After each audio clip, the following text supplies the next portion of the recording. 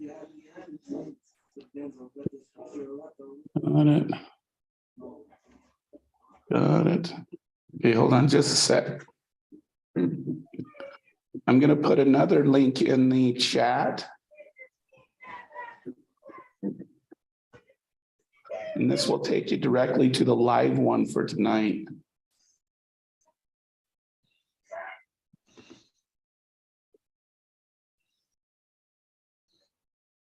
You might see yourself on there, so you might want to turn your camera off. Yeah.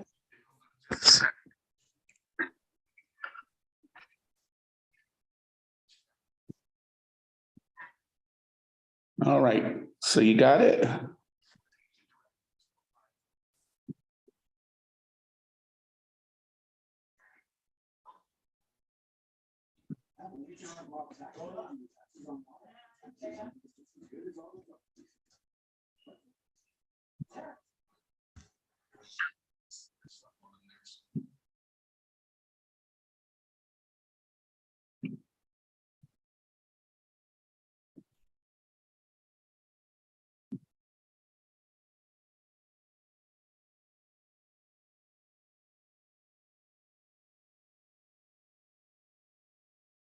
Yeah.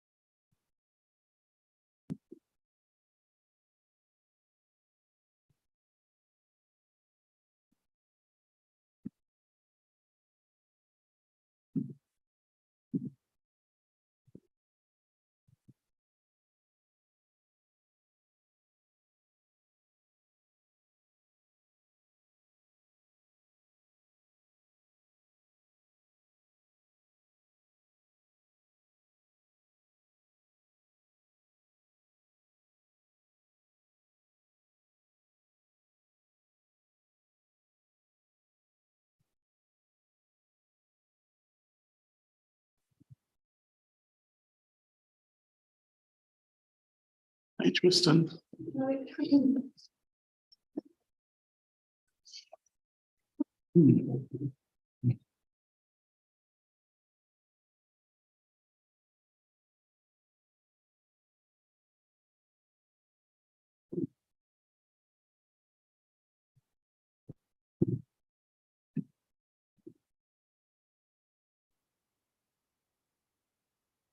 please.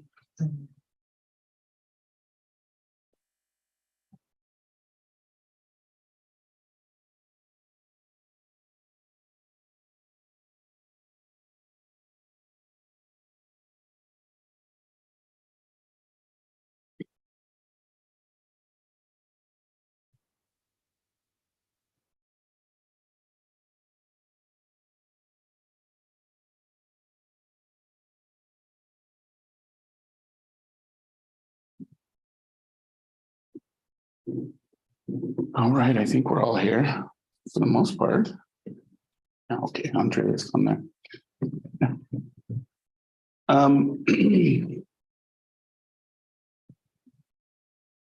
All right, let's get started.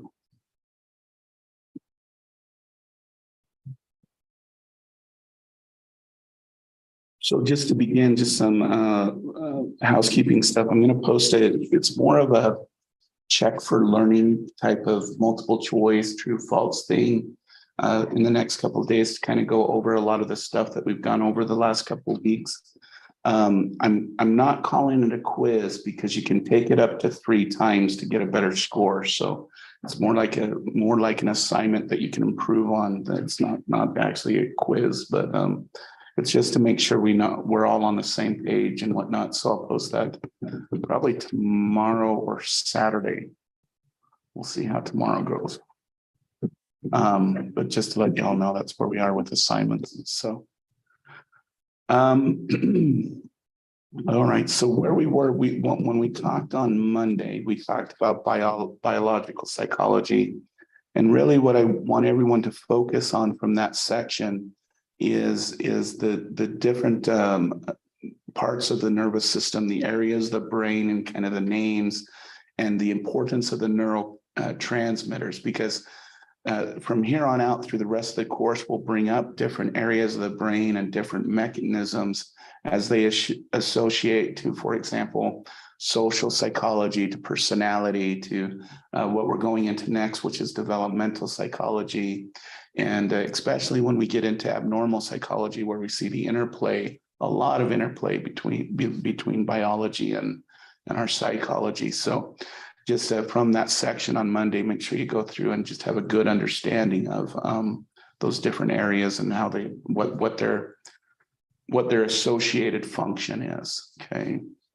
But for today, we're probably going to have more of a short class, because what I want to do today is kind of introduce developmental psychology, and then at least introduce the first theory. Okay, and I'll explain how these 3 theories that we're going to go over kind of work as we're studying human development. So does anybody have any questions? No, we're good. All right.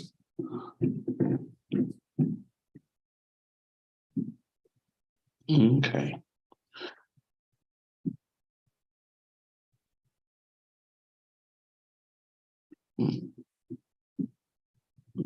Fine. All right. So what we're going to be talking about over the next couple of weeks is human development, and we'll spend a little time also talking about emotions and how emotions work as we're talking about human development. But just to start, I want to kind of give a definition of the study of human development. This is also called developmental psychology. That was its original name, but it's called human development now because we go clear across the lifespan. But the difference between, let's say, the other areas of psychology we're going to study and human development is when we do a study in the other fields, we're just taking a snapshot in time. Whereas with human development, what we want to know is how people change over time.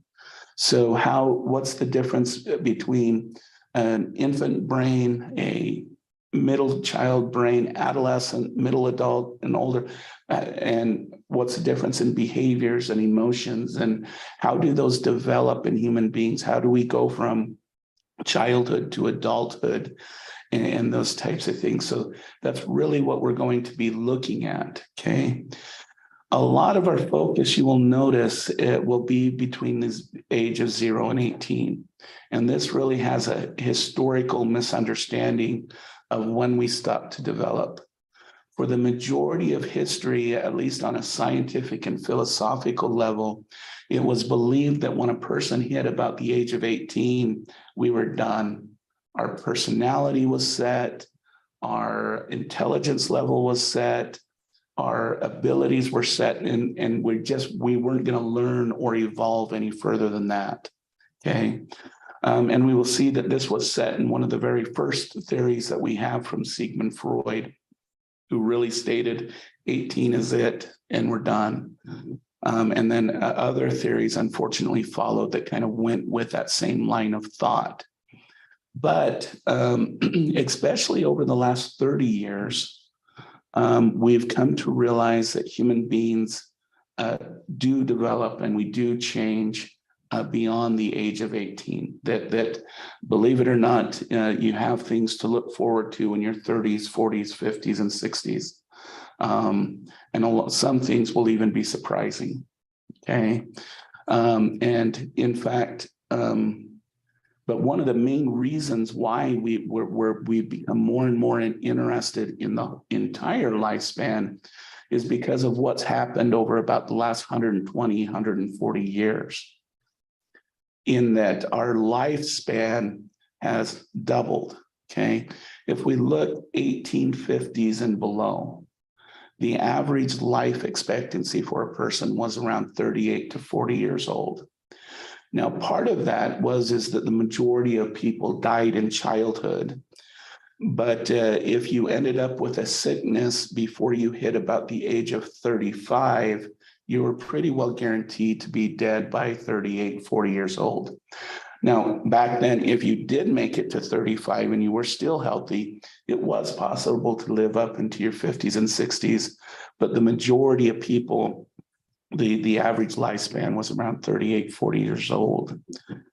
But with the advent of the Industrial Revolution, where we were able to start having more leisure time to focus on our health and our well-being, with the advent of modern medicine that has eradicated a lot of diseases that traditionally would have killed us, has increased the survival rates of mothers and children, with medical evolution and with the Industrial Revolution. In just over about 120 years, I should change this, I think it's about 140 now.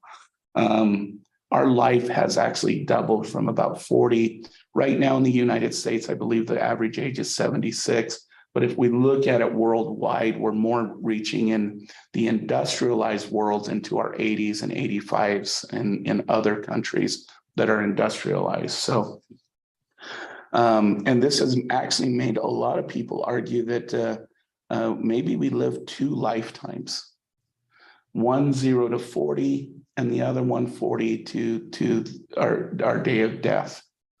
Okay, and the reason why some have argued about this is because it seems that between the age of 35 to 45, we have a lot of transitions. Okay, between the age of 35 and 45, we see the highest rates of divorce. We see the highest rates of people changing jobs. We see the highest rates of individuals going back to school to become re-educated to do something else. We see, so this age period, which traditionally there was not much change in this age period, people are almost kind of going through this pseudo rebirth with themselves. And so there's a lot of theorists, especially within the field of sociology, that feels like we actually live two lifetimes compared to our traditional past. So, but because of this extended lifetime, we've come to realize that there's a lot of change that still happens with humans. Before this 140 years, is that, you studied up to the age of 18, but we assumed everything stopped because there's not much after that. You work, you have birth to children, you hopefully leave a house, and then you die. That was it.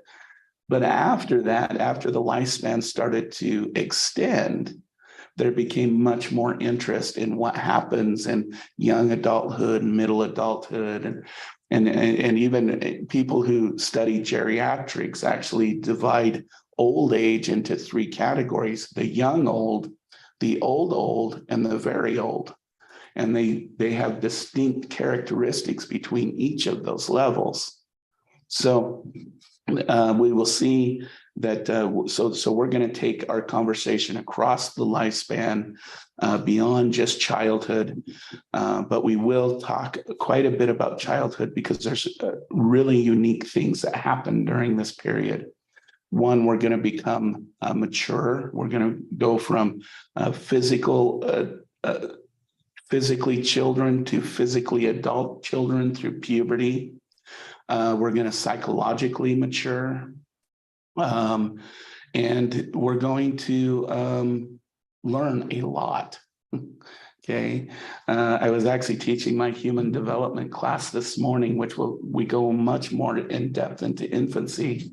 And it's always crazy to me, the development between the age of 0 and 6 and how much stuff we learn. I mean, if you want to think about it, if you do the mathematics, just with language alone, we have 1,200,000 bits of information we learn between the age of 0 and 6, just by learning the interactions of the complexity of language and symbolization. That's a crap load of stuff, okay? And so we'll talk about that unique developmental period. And we're going to talk about human development within three important domains, okay? Each of the developmental phases, we're going to talk about biological processes, okay? This is how the brain grows and changes. This is how the body grows and changes, okay? Hormonal systems, how hormonal systems play a role at different stages of our age, of aging. Okay.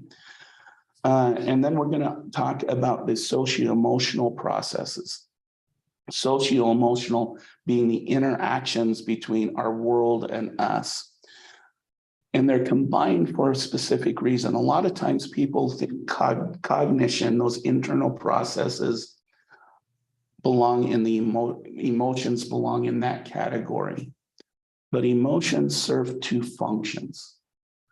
Emotion tells us internally whether something's going on right or wrong, but it's also used as an external communication, me communicating to you whether I feel good or bad, whether I'm happy or sad, whether I feel threatened or safe, so that you can use that information to make your own judgment about how you should internally be feeling.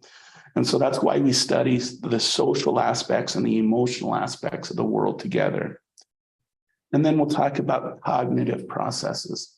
Cognitive processes being those thinking, intelligence, decision-making, using memory to decide what to do in the future, making future plans, all of those kind of thoughts that drive our behavior and the way we are. And you'll notice that this is in a Venn diagram, which means all of these overlap with each other, because as we'll discover, our thoughts can influence our biology, but it can also influence our emotions. Thoughts can influence biology by the way we interpret our world, our cultural views, our attitudes, determine things that you think would be like biologically set. For example, when we go through puberty, you think that that's a biologically set process, but it's largely determined by where you live, by your family system, and all of those different aspects really determine the age at what someone goes through puberty. And that brings in the socio-emotional processes that influence biology. And we know that our social world and our cognitive world influence each other, okay? And then we do the cross arrows, and I think I'm beating this but our biological processes obviously influence how we view our social and emotional world and how we think in our world as well. So all of these are interrelated to kind of create what we call our mind or our behaviors and all of our mental processes. And we will see all of these change depending on where we are in our lifespan, okay? So some of the things when we're talking, so let's start with biological processes. Some of the things that we're interested in with biological processes is how much is for example, nature or genetics contribute, how much does our biology contribute to who we are versus how much does experience contribute to who we are. And from a developmental perspective, we're going to see that these two are very much in interplay with each other. Okay, we look at genotype versus phenotype, one of them being those things that are set by genetics, such as our eye color, our hair color, our skin color, all of those things that can be they're hard set in our genetic code, versus those things that require an environmental trigger for that to occur, for that genetic code to say, here I am, okay? Again, when we get to the abnormal section, we'll talk about people who have severe depression that were genetically have a predisposition to it. But what required that predisposition to trigger was an environmental event. Schizophrenia, late onset schizophrenia is the same thing. It requires an environmental trigger, usually leaving home for the first time and having some events outside of the family thing that then ignites that genetic trigger in some people to develop schizophrenia. When we're talking about developmental phases, we will see that there has to be some environmental happenings across the lifespan for certain genetics to say, I'm turning on or off, okay?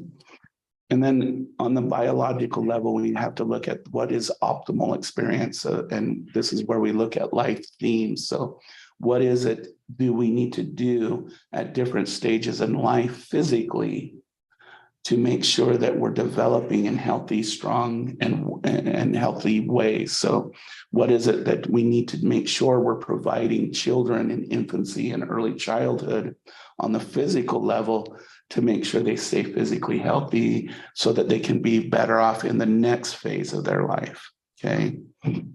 So those are some of the things that we'll answer with looking at the biological processes. And for tonight, I want to talk about, we're going to talk about three theories in the class. One is going to be largely biologically based.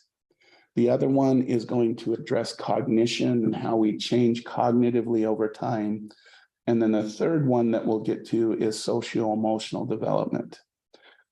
But because this first theory that we're going to start with requires a little bit of qualification because it's one of the first developmental theories and sets up the stage for all of the other developmental theories, we'll probably spend the rest of this class talking about this one and then get to the cognitive and socio-emotional theory next week, where I'm actually going to have you guys do things. So just to be aware, I'm getting tired just talking all this.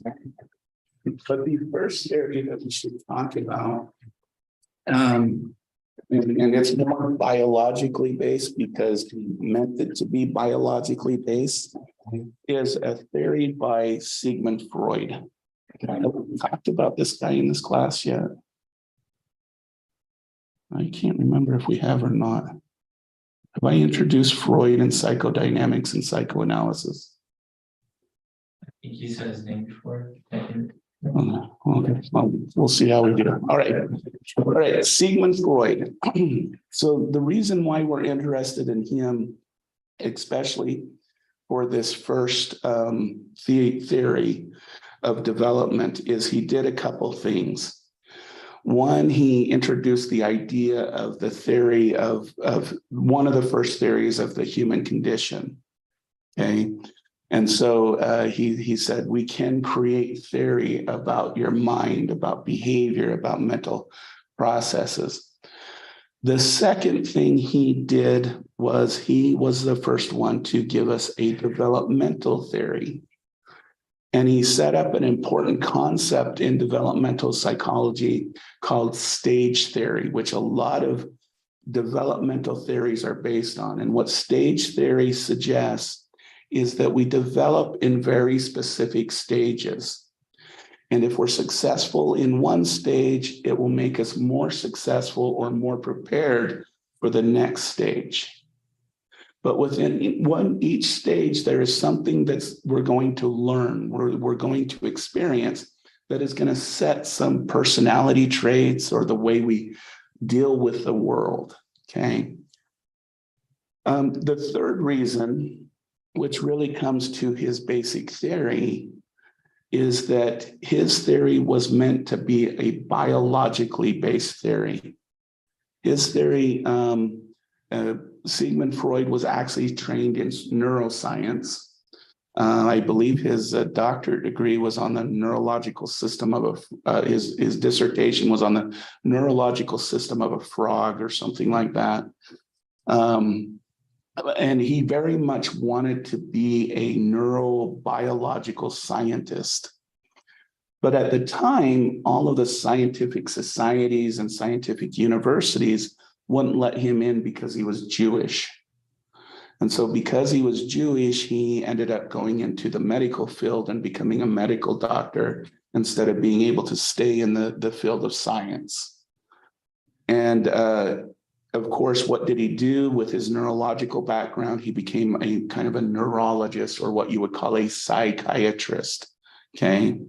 And as a psychiatrist, he studied mainly mental disorders and mental illness. And you know, if any of you are interested in going modern counseling and therapy, he's kind of the guy that set up the idea of professional trained counselors and therapists, where you go in with your insurance card, you pay them to quote unquote fix you, because it was him and his colleague, Dr. Bruner, who originally came up with the term, the talking cure, the talking therapy, which then became psychotherapy, which is counseling, social work, and all those fields. So he did do a lot to promote the professional field of mental health and the modern version that we have today. But as he did this, he wanted to establish a theory that he could base the practice of mental health on. But this is one of the criticisms of Freud, as you will see, is he used his clinical population to assume that his clinical population, his theory could apply to everyone else. Okay, so that's one thing that I want to state, because his theory starts to sound a little weird after a while. But as I mentioned, he felt that he wanted a biological theory. And in the arena of biology during this time, the number one kind of biological theory was a theory of evolution with Charles Darwin. And he really took into Darwin's work and really absorbed what Darwin was saying. And he felt like if humans had an evolutionary history, but a continued commonality, we must have basic biological drives that drive us all, drive our mental life, drive who we are.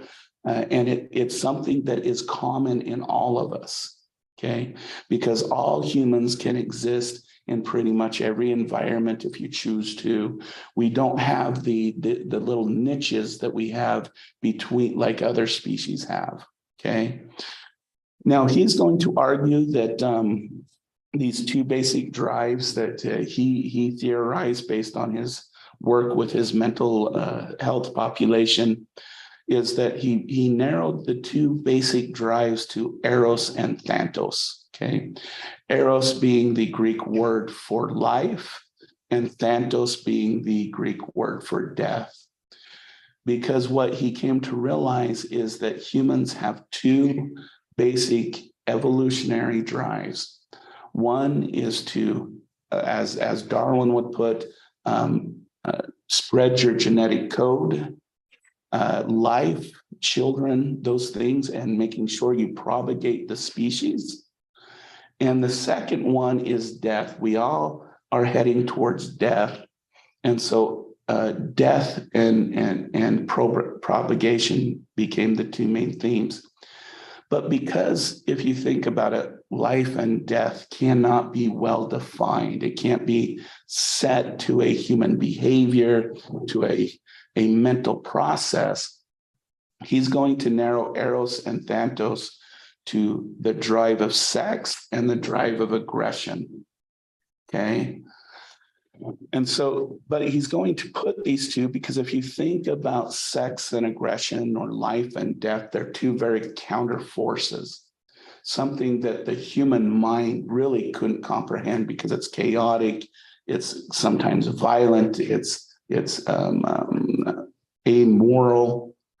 And so the mind that he puts this in is because we can't consciously deal with those two forces. He's going to say they live in the unconscious. And then what he's going to say, and he's going to place these in what he called the id, which is literally the literal translation into English is it, but it goes beyond that. It's the place. It's the seat of the mind. And this is where all of our mental energies come from the sexual and aggressive drives. Okay. Now, in order to deal, if Sigmund Freud was giving this lecture here, and this isn't Dr. Peterson right at this moment, but if Dr. Freud was here giving this lecture, he would say that our true purpose in any situation is sex and aggression. Okay, so what he would argue is in the condition we're here in right now, he wouldn't be saying that y'all are wearing your cool masks with nice jackets, taking notes, doing all this to become better educated, to become better people, to do things right. What he would argue is that you're doing what you're doing right here to increase the chance of having sex with someone else in the room at a later date. Okay, and that's the function of the ego. The ego makes us think we're doing things that promote our social well-being and our growth and our wealth and all those things. But what it's doing is it's satisfying the need of the id by making you have this delusion that you're actually here to become educated people. Okay, that's Dr. Freud. Okay. In fact, what he would say, if we didn't have an ego, when we came into the room, we'd be trying to have sex and beat up each other at the same time. And that's why we developed the ego, is so that if you can imagine in that case, our species wouldn't have survived very long. And so the id developed the ego. The ego has access to the external world, and it has access to the needs and the desires of the id. And it mediates that relationship between the two to make it so that we're, quote unquote, successful human beings. Okay. So what do we say about Freud's theory today, just on this very basic level? Is do we have some unconscious drives that do drive our behaviors? Yes, on some level, sexuality and aggression drive us on an unconscious level, but we also have many other unconscious drives, okay? For example, motivation. Sometimes we're not sure why we're motivated to do something like get up in the morning when we don't want to, okay? And indeed, our brain is wired to set up that we process things unconsciously before we process them consciously. Our emotions start 1.2 seconds before our cognition starts, if we look at the way the brain processes information. So, but are we driven largely as this iceberg a model suggests, are we completely driven by our unconscious mind? Kind of doubt it, because there's a lot of things in the external world that definitely motivate us and makes us change. But with that being said, the idea that biological entities within our body drive our behavior, that there is that to some extent, okay? Now, Freud then, after I think developing this theory and maybe, sniffed a little bit too much cocaine, decided to make a developmental theory, because what he kind of experienced in his treatment is that when he took his patients back way into early childhood and specifically looked at the relationships between the mother and the child that tended to be the root or the place where an individual's dysfunction started, okay? And so he felt that there had to be some developmental things that are occurring during that period that really influence our behaviors and the way we act as adults. And this was important because before this time and whatnot, we largely saw children as empty vessels. They were basically adults where they were waiting for their physical body to catch up with them. We didn't think there was anything unique about kids. Okay, I won't say anymore. But the issue Freud had is he originally did not want to make his developmental theory sex-based. But if he didn't, it would be inconsistent with his theory.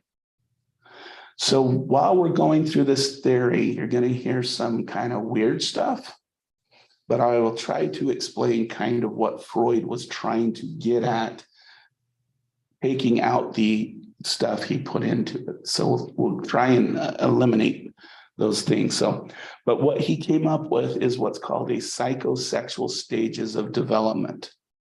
Okay.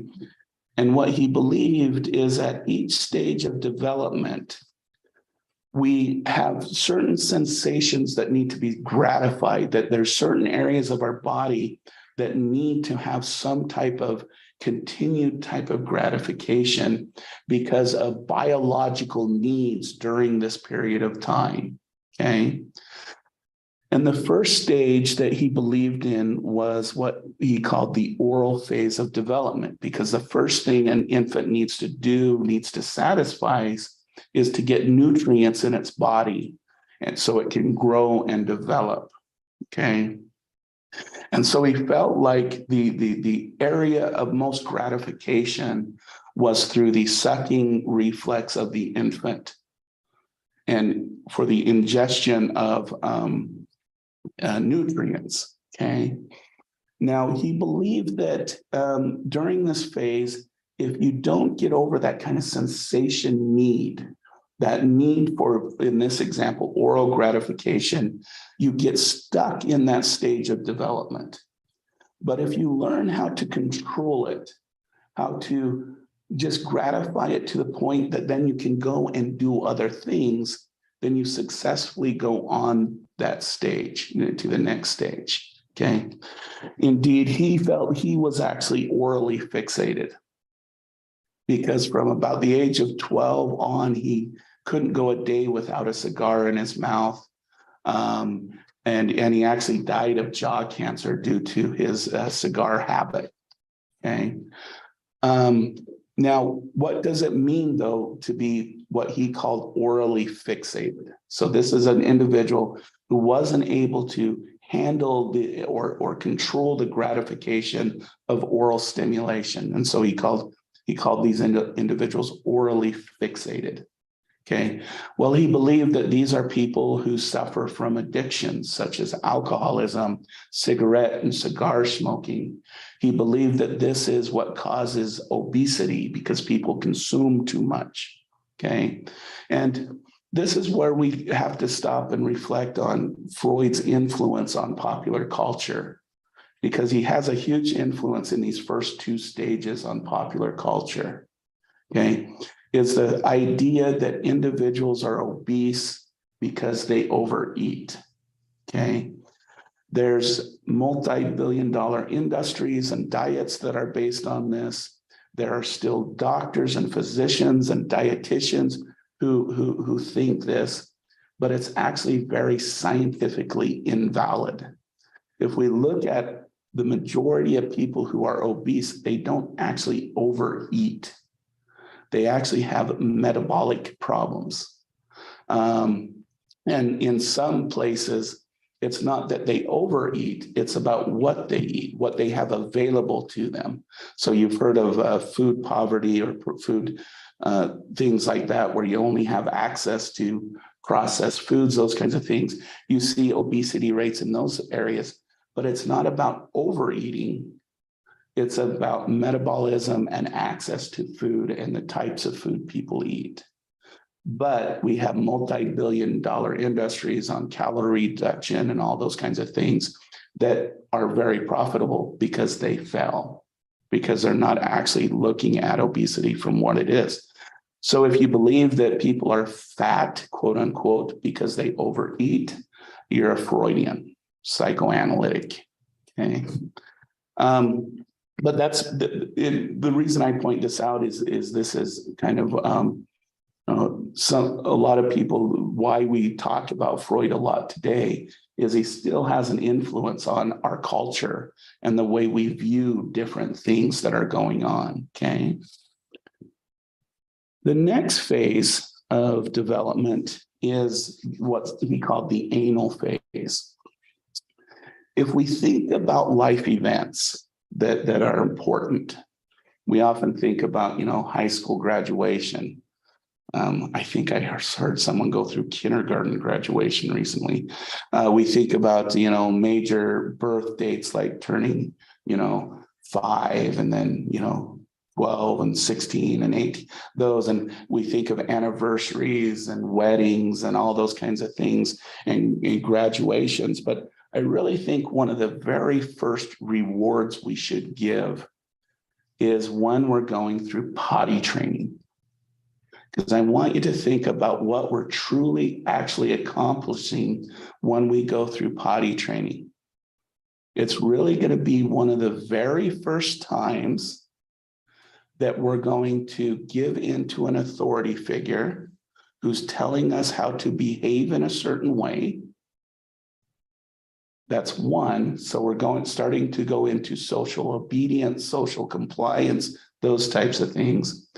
But the other thing is it's going to be one of the very first times that we take control of biological processes. Because what potty training requires is us to say we're not going to defecate or urinate right now. We're going to wait for the right place and the right time to do that. Okay, you think about that. You're controlling your biology and you're giving in to social demand. And that's really the first time we do that. Okay. Now, according to Freud, those individuals who struggle with body training, struggle with ever achieving that, become what we call anally fixated. Okay. Has anybody known someone that everyone says is anal? Has anyone ever thought where the term anal comes from? That dude is anal or something like that. That's actually a Freudian term from this theory, because what Freud believed is because the person could not take control of their inside, they exert excessive control on their external world. So they're the person that comes into the class and says, Molly, you need to sit there, behave that way.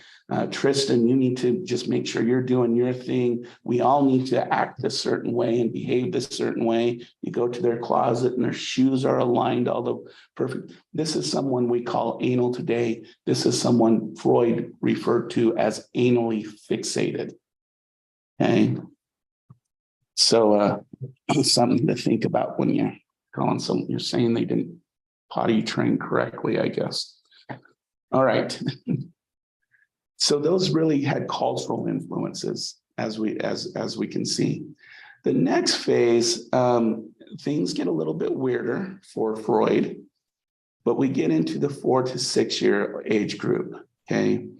And one thing that was noted, and I should note this, it happens at a much younger age. We actually can find, have ultrasounds of children doing this in mom's stomach, is children touch places that feel really good. To adults, we call this masturbation, okay? And what Freud believed is that between the age of 4 or 6, we go through the phallic stage, okay? Now, I want to stop right here and just make a note about the difference between childhood masturbation and adult masturbation. Childhood masturbation, a child touches certain parts of their body that have millions of sensation nerve cells, and it feels good. Okay. Adult masturbation includes the notion of fantasization with someone else. Okay. And that's the difference between the two. Now, this is great parenting advice, and parents should think about this, because there will be a time when you have children, if you have children, that you'll walk in, or if you're babysitting or whatever, you're going to walk in and they're going to be touching themselves. And this isn't a good opportunity to have a conversation when you ask why. And if they say it feels good, then you should get a sense of relief. Okay. But when they say something like, well, Uncle Joe, he does it and it makes me feel good, or well, I think about, the girl down the road and that's when I do it. Then you have something more serious. That's when you should maybe consider bringing in the forensic people to do more of a forensic type of interview, because there's something that that child has gone through that needs to be investigated. Okay, and so there's a little bit of parenting advice in the notion. We usually don't start adult masturbating until we go through puberty, pre-puberty through puberty. Okay, so just something to note. It's very natural. You got to react to it again based on your cultural values and your religious values, but it's not something that you should panic immediately about.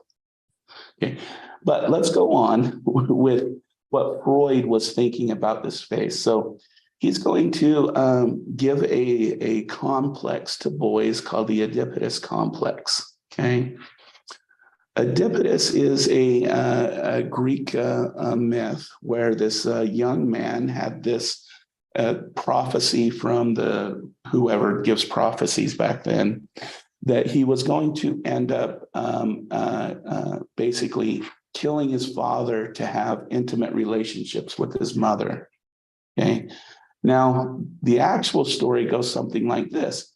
The actual parents were so afraid of this prophecy that they sent Oedipus to a couple towns down and basically had him adopted by some other parents.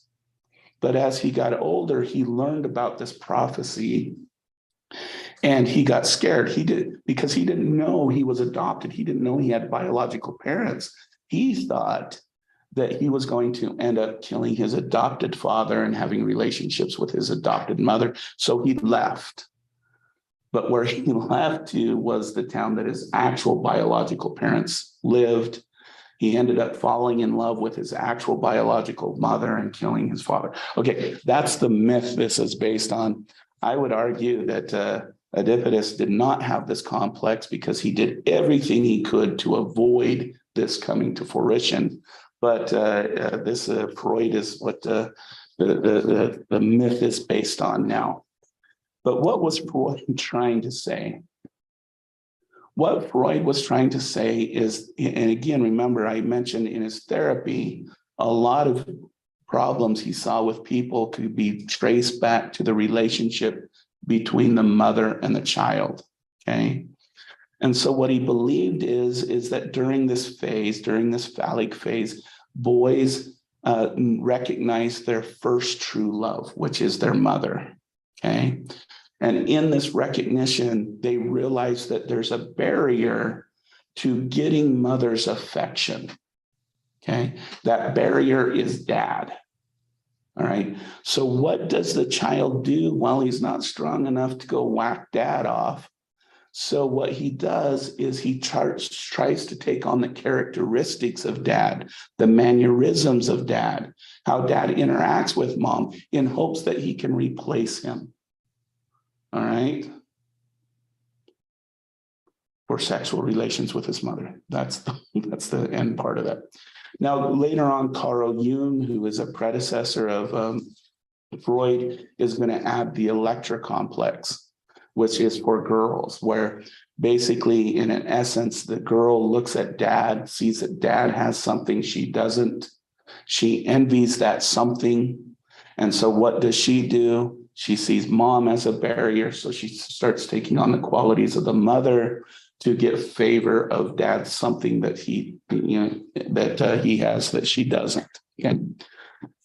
And that's the Electra Complex. Okay. So every time I do this lecture, I get weirded out by that part, by that story.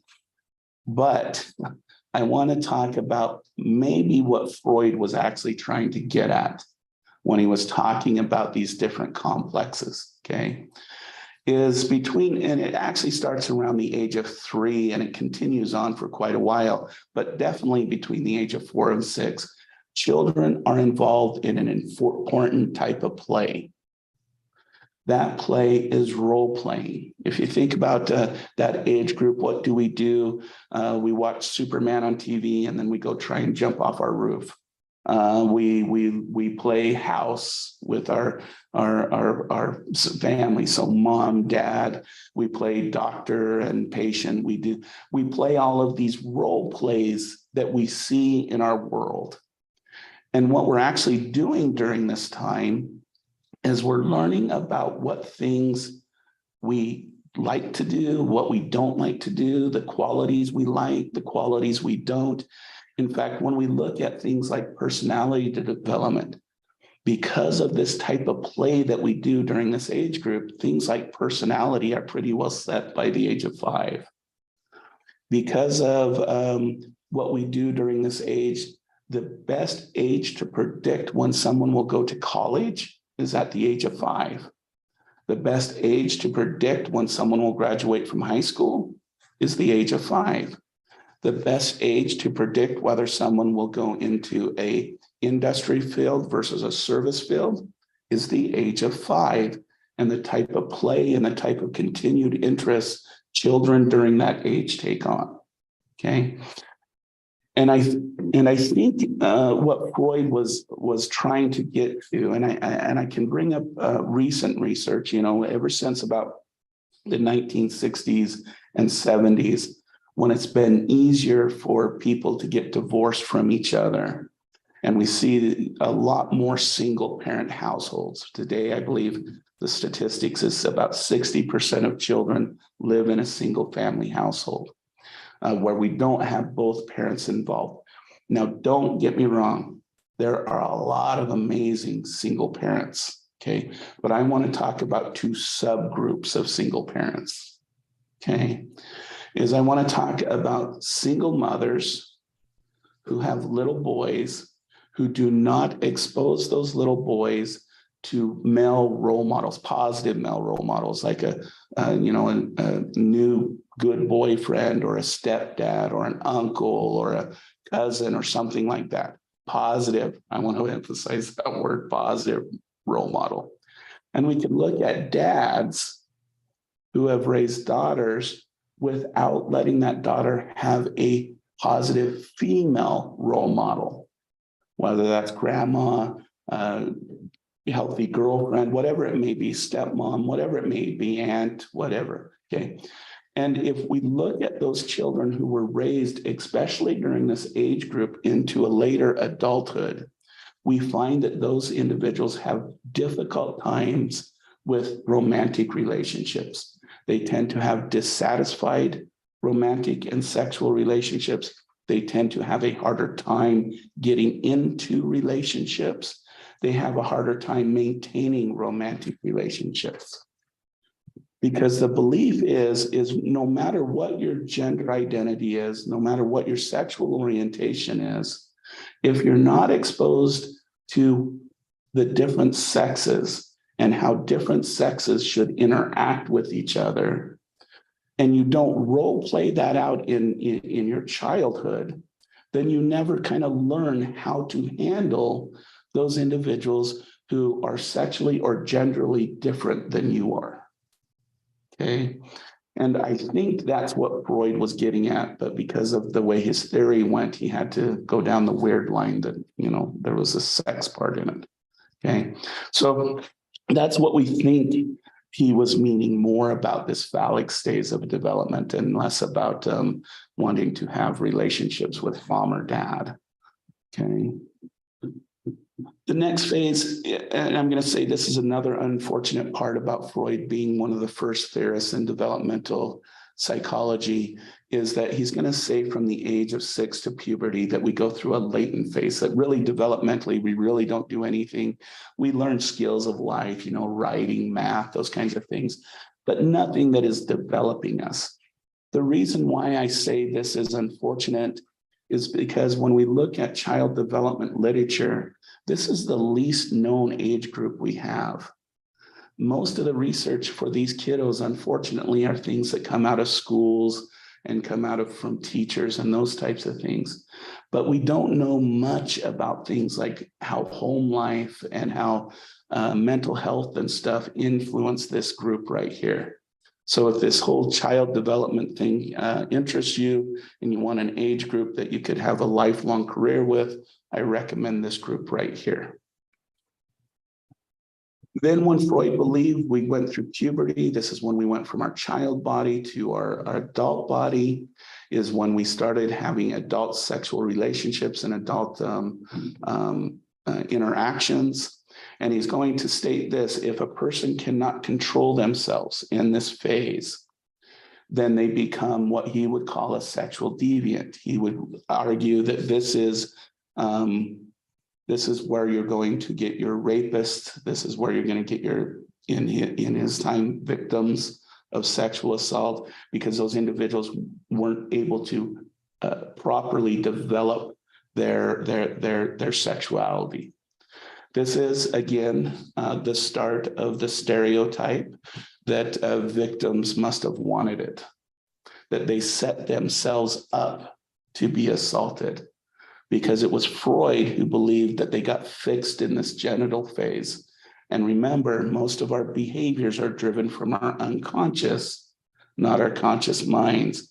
And so he did a disservice to our world with this stage, because this is kind of the basis of most victim blaming that we see today.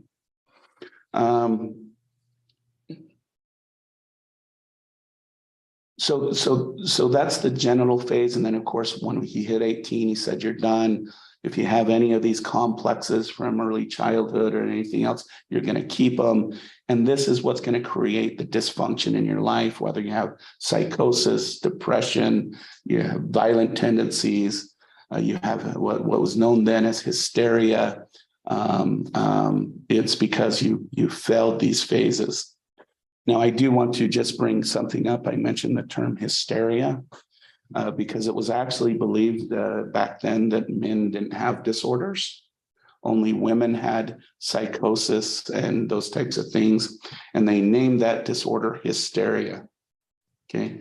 Hysteria, you think, comes from the term hysterical, which it does, but it actually comes from the term, a medical term called a hysterectomy. Anyone know what a hysterectomy is? It's the removal of all the female organs, because then they felt that the primary source of psychosis was because the female's uterus was wandering around, screwing with the female's body and making them act all hysterical. And so they named it hysteria, and that's where we get the term hysterical, because it was felt that you get rid of hysteria by removing the female organs. So a little vocabulary for tonight too. So anyways, all right, so the things we got from Freud, I hope we got some cultural things that we've kept, those types of things. Developmental theory, Yes, there's some things, and I hope that you saw through this, especially with changing the mindset about what goes on between the age of 4 and 6, and those things highlight the importance of child development. This is our biological theory that we'll see, because he did believe that everything we did was biologically driven. So what we will do next week is we'll go on and talk about a cognitive theory, starting with this gentleman whose name was Jean Piaget. And just to give a preview of Jean Piaget, he was actually an epistemologist.